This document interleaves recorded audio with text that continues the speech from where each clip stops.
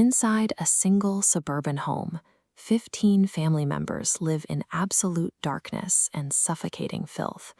The air inside is so thick with dirt and debris that it is difficult to even draw a breath. The silence of the night is broken by distinct, inescapable sounds. Little sisters are crying in the dark, accompanied by the heavy, grinding clink of metal.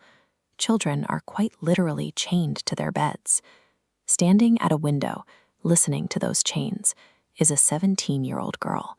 She has not been allowed to take a bath in nearly a year.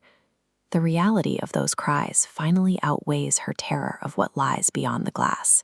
She slips out the window, choosing the lethal unknown of the outside world over the guaranteed misery inside.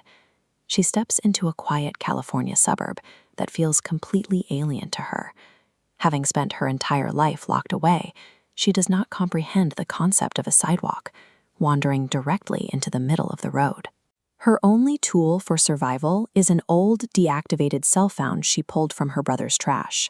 It lacks cellular service, meaning it can only perform one function: dialing 911.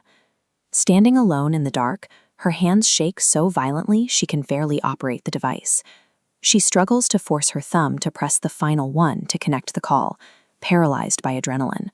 She forces herself to breathe, presses the screen, and the line rings.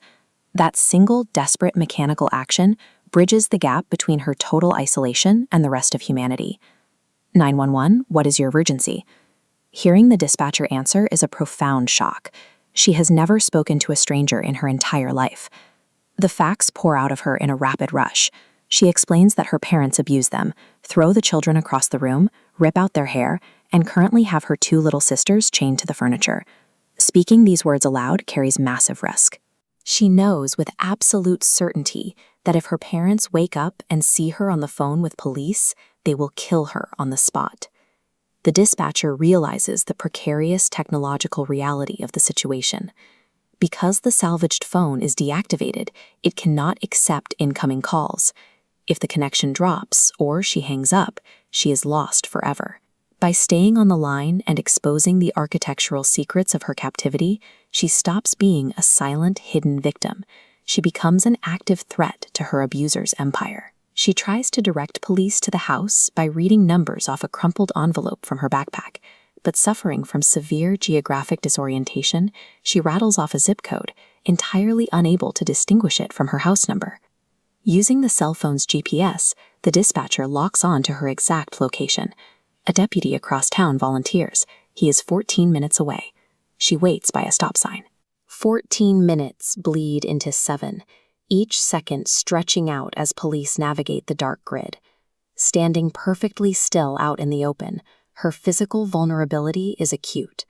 She knows her father has a gun, and she repeatedly checks the street, terrified he will look out a window and spot her. Running back to the familiarity of the house would be easier, but holding her ground under a streetlight, ignoring every instinct telling her to hide, becomes the ultimate test of her resolve to save her siblings. The Riverside County Sheriff's Cruiser pulls up. A tall deputy steps out, marking her very first physical contact with an outside authority figure. Immediate internal panic sets in. She looks at the deputy's serious face and realizes she has to convince a skeptical stranger that her unimaginable story is completely true. He asks for proof. She hands over the deactivated phone, pulling up photographs she took inside the house, images that make her claims visually undeniable. Looking at the screen, the deputy sees the chains and the filth for himself.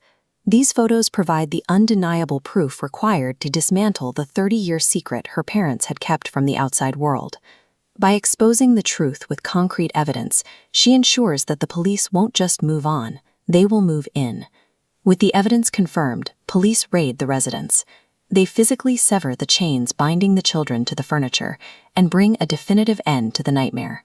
The people who built and maintained this domestic prison are finally pulled out into the light. A system of abuse this extensive required total complicity from both parents, working together to sustain a perfect illusion of normalcy to the outside world.